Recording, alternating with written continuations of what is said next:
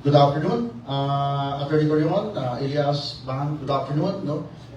Before sa press conference proper, may we hear an opening statement from Attorney Torion and maybe from Elias. Elias of Attorney Torion siguro. And then the press conference follow. Please limit your questions no? Sa dalawa, then one follow-up.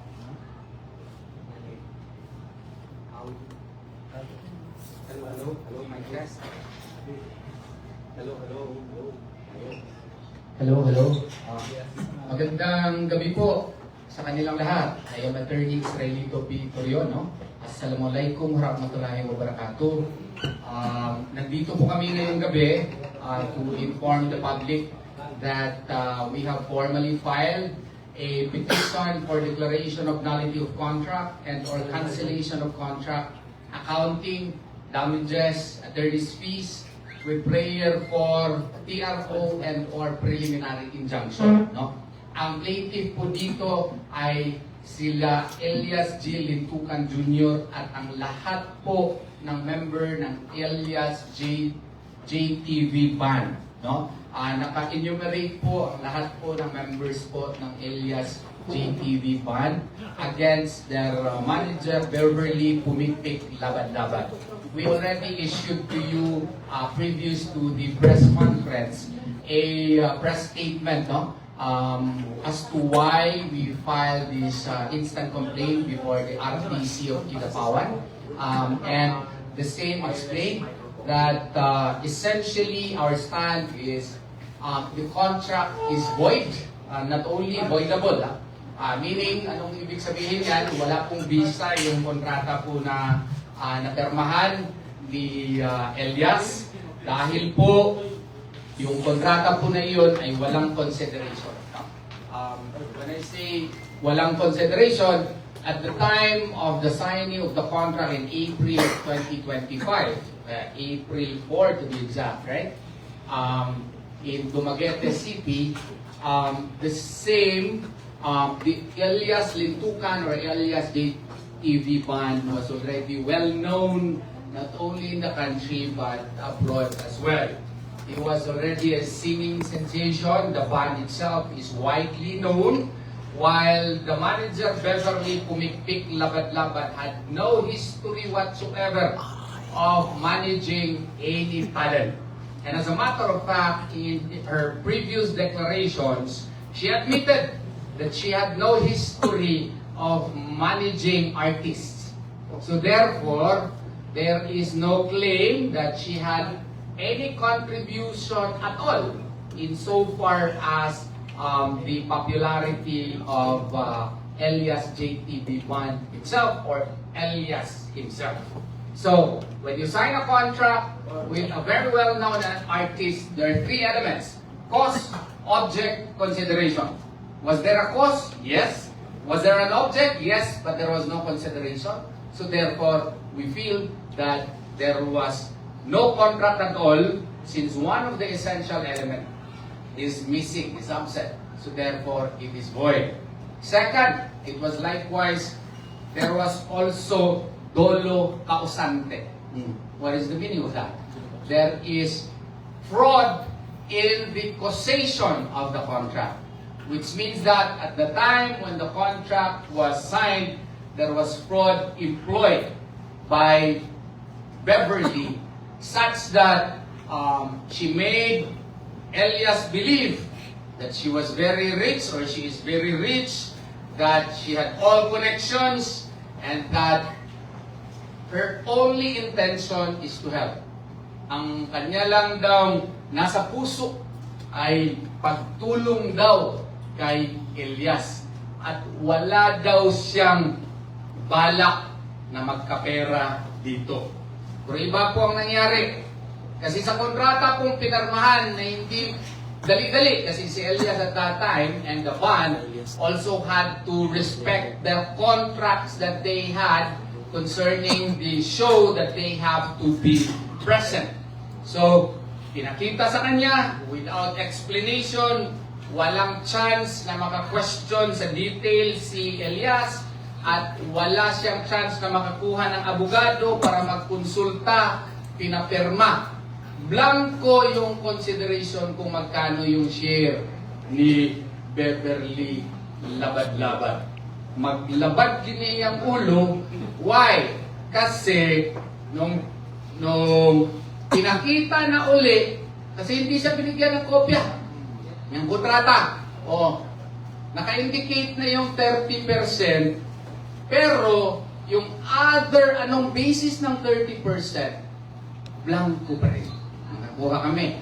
Tapos, kung ano mang corporation na itayo niya later, maski wala siyang contribution, 30% pa rin ang kanya at bilihin niya 50 pesos per share.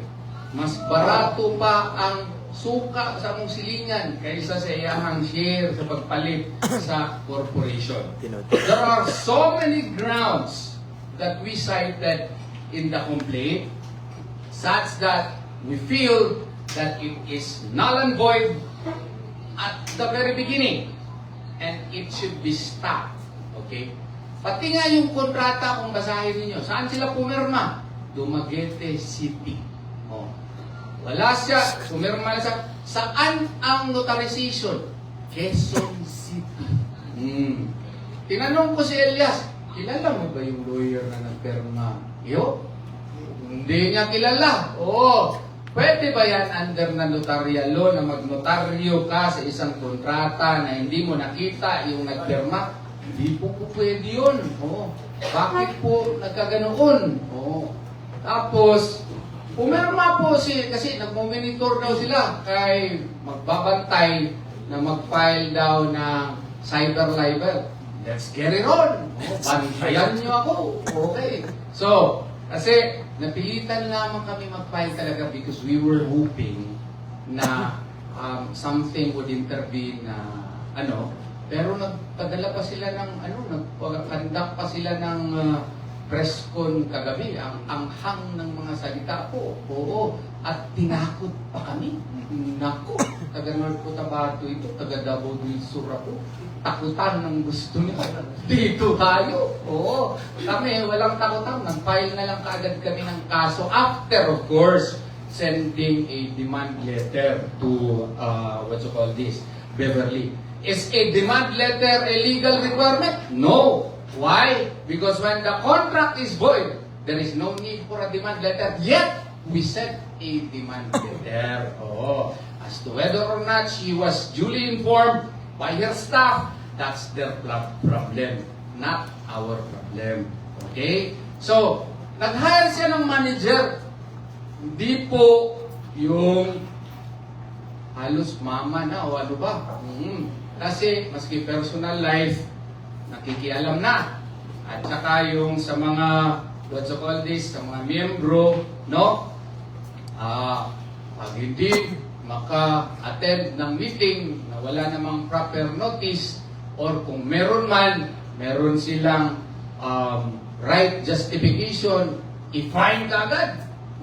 Magkano? 50,000. Basahin mo yung kontrata doon sa kanilang pinapirma na hindi nila nabasa ng maigi. Wala namang nakasaad doon na pag maka-attend ka ng meeting, maka-absent ka, 50,000 ang fine. Mas mataas pa ata ang kanyang fine kaysa yung aso mo makakagat ng ibang tao. Matindi ito. Tapos, meron ba yung due process? Wala po. Diretso lang. Fine. Tapos, kung may mag-express ng opinion, memorandum ka agad. Gusto ko tanggalin yung backup singer pa. Naku, ano ba yung plano niya? Siya na siguro mag-backup singer. So, hindi po pwede yun. Kung meron kang maliit na power, huwag mo i-exercise yan in such a way that you will also, probably to the eyes of other people na may kapangyarihan ka, exercise it in such a way as not to hurt also other people. Yun lang po. At saka, marami pa pong iba na sinay po namin doon sa complaint. Attorney Torion, I'm sorry to interrupt you. During that explanation, sir, would it mean that there was intimidation kay Elias when he signed the contract with the border manager, sir? not necessarily intimidation, but there was fraud that attended in the signing of the contract. Fraud in the sense that it was a causal fraud, not dolo incidente, not incidental fraud, but causal fraud. Kasi si Elias, maganda naman si Ma'am Beverly. Okay, i-admit natin yan. Yan ha, ang ini natin yan, di ba? Agree ka, di ba? Oo, maganda ka, oo. Pero nung sinabihan kasi sa, gusto kitang tulungan, Elias, sa iyong karir. Wala akong pakialam sa pera. Oo. Hindi naniwala naman ito. Taga-magpit ito. Ako rin sa'yo. Sabihan ako, taga-bansalan ako, sabihan mo ako. Wala ako. Tapos, maganda pa. Oo, di, naniwala siya. Later, uy, 30% mo pala sa kanila. Uy, lahat pala ng gastos kanila na. Uy, yung kanilang ano pala, sasakyan, pati siya, uy, kanya na pala. Uy, mga tickets niya, kanya na pala. Uy, yung pinarenovate na kondo, i-charge pa sa amin. Lahat na lang. Oh, kulang siguro, toothpick na lang siguro, hindi i-charge dito. Oo. So, ang problema niyan, there should have been transparency. Alright. Walang transparency. Walang explanation. Lahat ng mga expenses, siya lang ang nagde-decide. Oo. Tapos, lahat ng mga gigs, pati hindi siya konsultahin, siya lang nagde-decide. Oh, you have to follow. You do not follow, I will impose a fine. Parang medyo hindi ata tama. So meaning, Attorney Torion, wala mong nakita si Elias na amount after ng kanyang mga gigs, binibigyan lang siya ng kanyang share, parang gano'n ang iyong sarili. Yung hindi nga klaro din, pati yung sharing. Kasi yung sa kanya, after a week, minsan bigyan lang siya ng 100,000, minsan 150, walang klarong accounting. Yun po ang klaro po dyan. Of course, pag mag-usap na sila ngayon, pag mag-press con sila, later on, meron na yung accounting, pero napahing namin kami ng kaso. Huli na. Huli na. Attorney Torion from Luigi Altutor from the Philippine Broadcasting Corporation. They made mention last night on their press conference that Elias and his bandmate should be grateful pa nga because ang ginawa nila is partnership. Partnership daw. Ano po ang explanation? Alam mo yan. Yan din ang isang rason bakit Boyd yung kulana.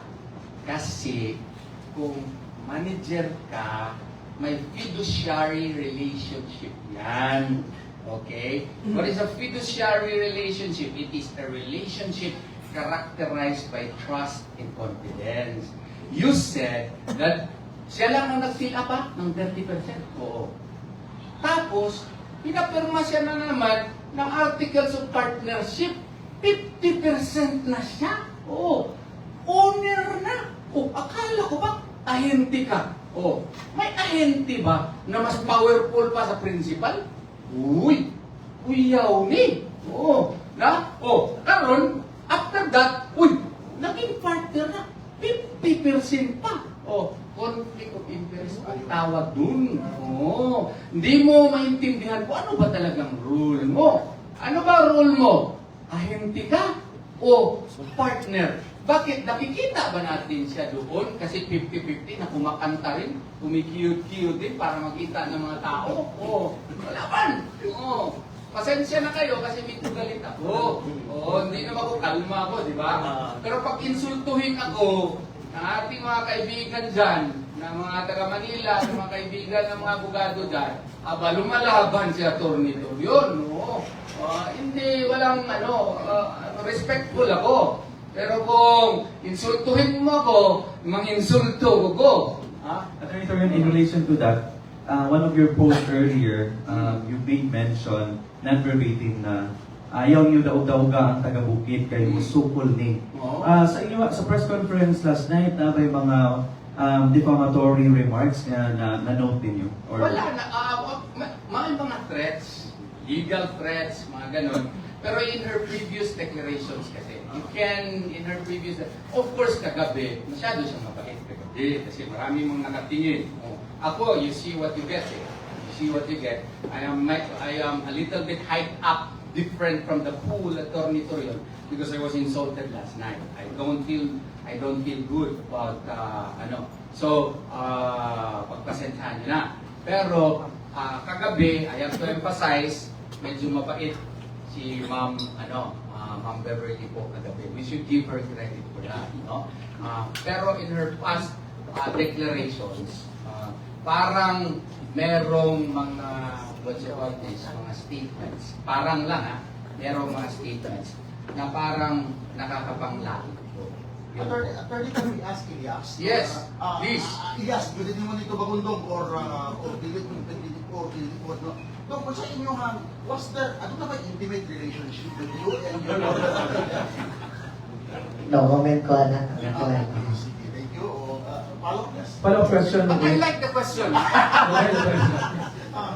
I'd like to ask Elias, human ani it's a turmoil magud ako gikan sa una nga manager to next manager wala pa tanong sa katuig pero I'd like to know lang kumusta ka o imong panahon sir. Okay lang ito Bindi. Wala may problema sa mga siguro. Sila may problema, pero sa mga may problema. Murang ka dito bagay ba sa una dong si Ma'am ang imong ang imong manager sa social media naka-apekto ba din sa imong performance sa imong mga gigs? Siyempre as a partner sa kong pinalangga, siyempre yung dauto ng ato ang pinalangga, siyempre maapektuhan din po na akong performance kasi dili lapas naman sa boundaries din. So, Attorney Alizal Anibanga po from North Cotabato The News. Unsa na karon kay nagpagawas man gud og memo si Beverly Labad-Labad regarding sa mga third party na wala kay sa iyaha. So, liable sila nga magbayad ng mga damages. So, what will happen po sa third party po? Actually, that's part of the issues that we raised. We already sent a letter to Ma'am Beverly na from this day forward, cut off na ang relationship. Okay? Because the contract was null and void. And we will move thereafter pursuant to whatever orders that the court may issue on the matter. Ganun po. Depende na po sa korte as to how the matter will be resolved. So, dili pa problema ang mga nakapabuking na sa kay Elias po na without manager po. Okay, ganito yun. Yung mga napirmahan na ni Elias na existing, we intend to respect all of those. Whether as to how he will move forward, that is ang answer ko dyan, abangan ang susunod na kabanata. Yan po. Okay. Kay kay Sir Elias? Ako na. Kumusta to? How about sa 29 million? Matag pa. Tinood to? Kay wala mo gutupad na kan. Para maklaro yun, kay wala mo gutupad itubag kagabi sa press con ni Manager Beverly. So now, issue na siya sa korte, no? Korte na yung magkuha na. Apil na dito na. Atong sa page na mo sir ngayon About sa page sport, kuhan. Sa karon na siya access sa homepage. Mo nang makita ninyo nga naboy i-post kasi abili na kong kauban na tingala mo nga mawala. Doon kay na-delete na. Kaya na siya access ako ang page kay sama siyang sayang giingon. Ang page daw is delete daw ni pangkuan, delete ang post lang. Kaya ang page daw nga akong game is business daw to. Is actually ang bukid na mong dito, ang bundok na to.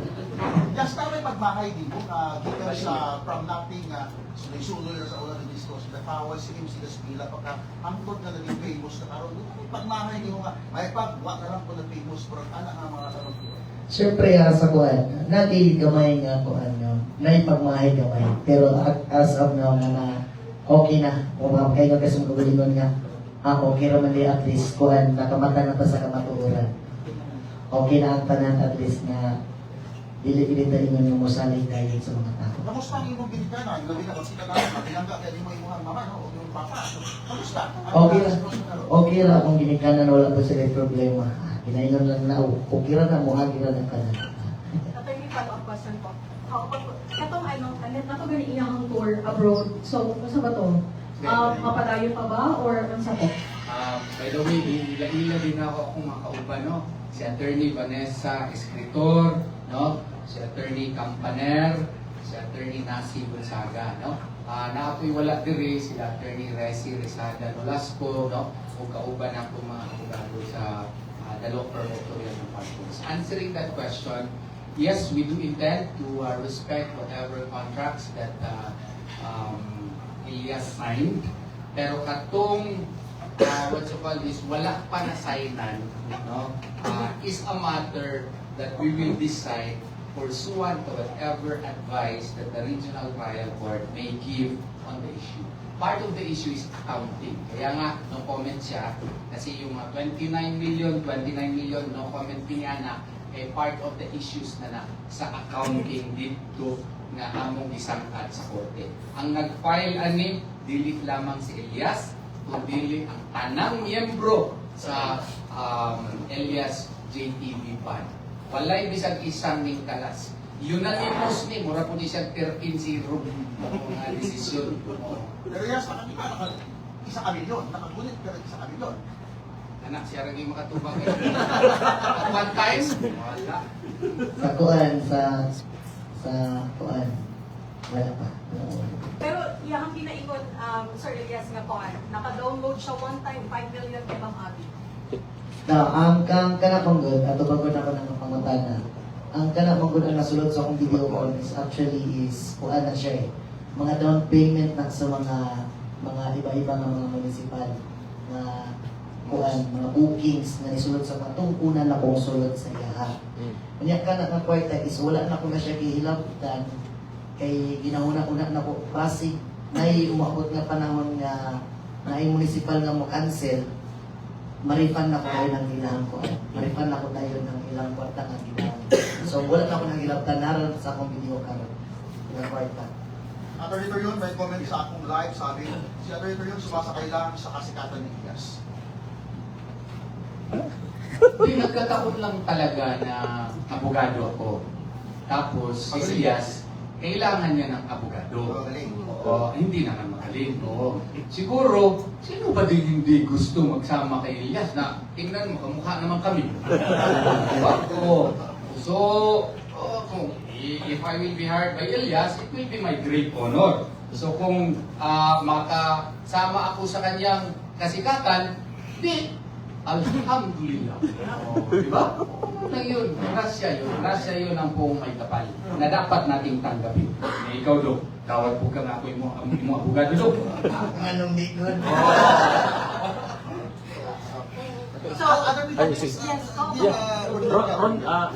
Ronda. Oo. Sige. Done. Ang sa ikwan, pwede ba naman mo mabawi ito yung account niya pa?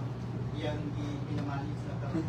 Pwede ako, hindi ka lang Siguro sa kuan, diri naging no comment pero diri naging mababati. Part na sa issue din. Katong sa social media nga, dahil na daw yung manager, katong si Iloy Gutris na. Tama ba ito? Kayo ang abogado. Ikaw daw nga nag-depend daw siya sa imo mga kay. Siya daw ang bago na. Dili. Pero we should commend, ako, I would like to commend Eloy Bugris for defending Elias, no? I haven't met her, pero kung maki-meet ka ni ko siya, makikapil ko ni ma'am.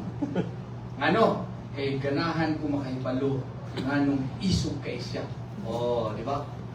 She is defending Elias and we would like to commend her for that. Thank you, ma'am. Thank you. Attorney Torion, I'm very curious. Ang kapal ng nasa harap mo, yan ba yung pinayan nyo sa regional trial court sa Kinabalan, sir? Ilang pages po yan? You know, marami po kaming, this is a collective work of the law firm of Torion & Partners. And as you can see, we are not joking when we file cases. By the thickness of the files alone, you could see that we are really serious and we are here to win. And by the grace of Allah subhanahu wa ta'ala, we will win. So, this is more than 300 pages na complaint And this shows our seriousness in fighting for the causes of Elias, because he is, a budding and now one of the best artists that North Cotabato has ever produced, and he should be given his freedom to chart his own destiny away and cut off from whatever factors that are trying to hold him down. Is the Torion PM confident to win this case, sir? Well, by the grace of Allah subhanahu wa ta'ala, I believe in the cause of my client, and therefore, he will allow us to win in this case. On my end, Attorney Torion, my friend, aasahan ba namin na magiging grandstanding ang mga hearings na yan sa kasong ito na baka ang darating sa Kidapawan City is Attorney Topacio? Well, Attorney Topacio is my friend, no? Pareho kami sa PDP Laban, and as a matter of fact, yung PDP Laban nga, merong show na gawain sa amin. Ngayong Saturday, sana mag-start, no? Pero may na-utter kasi yung kaibigan ko kagabi na I have to tell him also that I did not like. Ano naman si Atty. Torion, magklaro ako, I did not like. Kaya nga medyo kanina, medyo galit ako, pero okay na ako ngayon. So, wala siyang manager ngayon. He is fulfilling his contract, yung napirmahan na niya, and we will decide as to who will be his manager based sa anumang declarations ng korte. Pag magsabi ang korte, wala na ito, hindi pipili siya ng sinong kanyang manager. Hindi po ako yun, kasi abogado ako. Maruhin ko yan, ha? O kung kailangan niya ng abogado ng mga kontrata niya, kasi nandun ako. As of now, he is on his own trying to fulfill the contracts that he already entered into. Whether it was through the auspices of Ma'am Beverly, he will follow. So, kinsa nagkatawat o bookings karon sir para sa mga None as of the moment. I guess personal question, when should you plano na magpakasal? Napakasal na ba kayo na? Magandang usapan natin.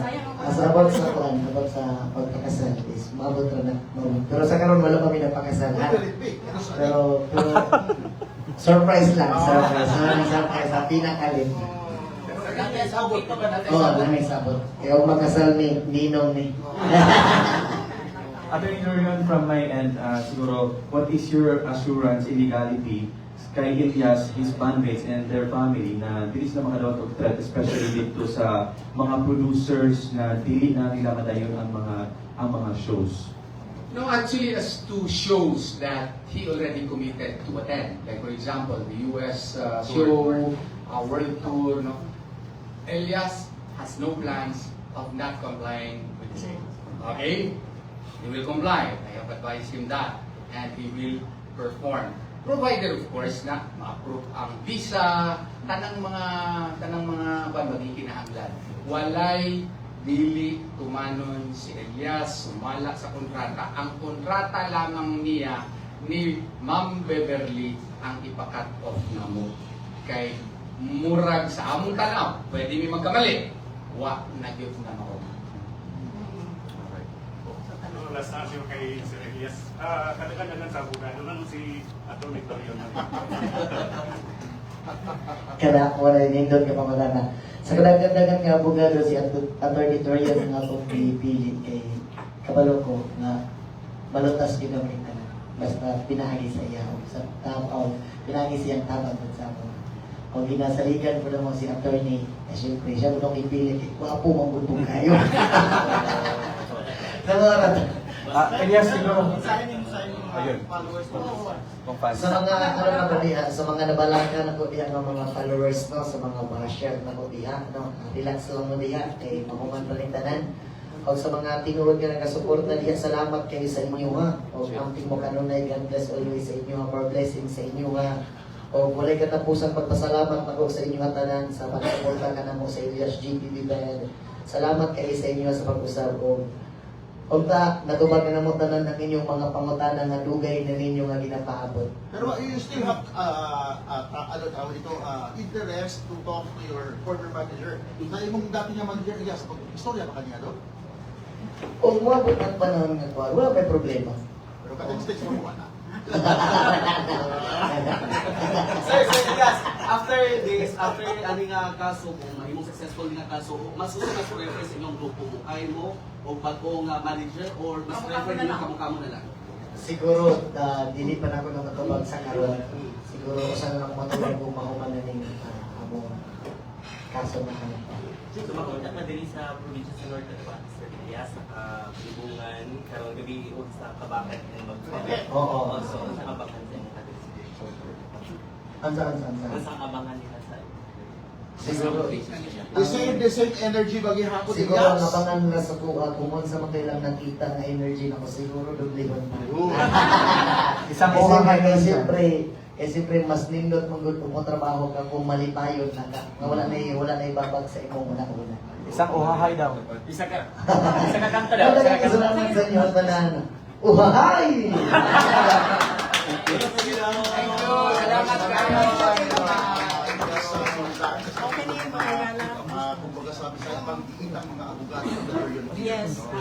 At muna tatapos yung ating live ngayon sa ito. Wala sa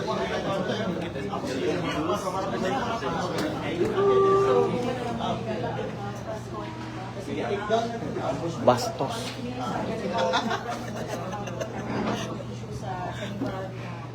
Sa pag-manager.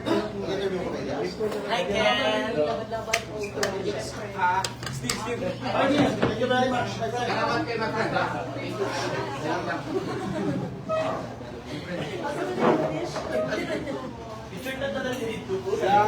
Good luck sa mga shows niyo, ha? Good luck.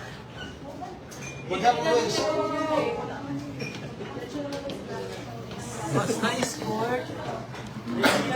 Sa mga nakabook na diya ay magkabalaka at doon na ginamo na inyong lugar matugtugan na basta nakabook na mo daan at doon na muna og tugtugan.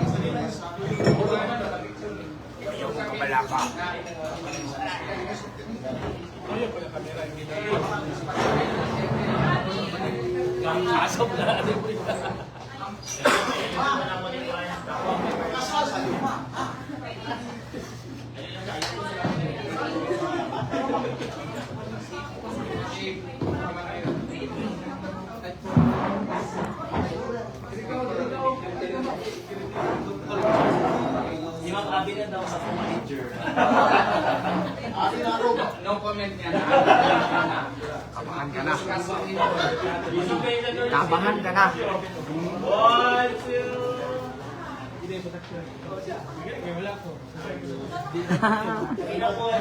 See you. See you sa libungan karon. Padulong namin libungan. Abot mo dinag mga 8. Right. Biyahe namin. And sa mga incoming nga mga shows until December. See you yapon. At doon na muna tanan. Sama sa ingon ni attorney. Tanan nga mga nakabook na o mga napirmahan. Well acknowledge all bookings. Thank you sa tanan. Bye. May gagawin na na kamatis duty na.